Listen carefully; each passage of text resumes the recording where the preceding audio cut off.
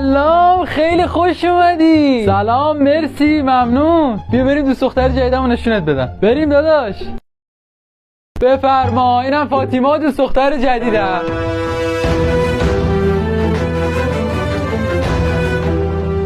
چی شده گونه؟ این دوست دختر منه که؟ خب حالا عیبی نداره، اینجا ترکیه است. بیا، تازه اینو معرفی نکردم، آیسان دوست دختر داداشم.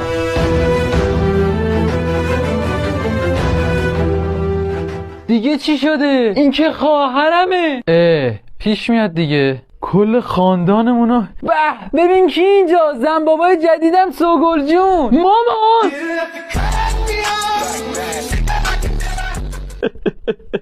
داداش حالا چیزی نشده که گریه نکن، داداشت هم تو خانواده‌مونه، داره میاد. با خواهره؟ نه با داییم.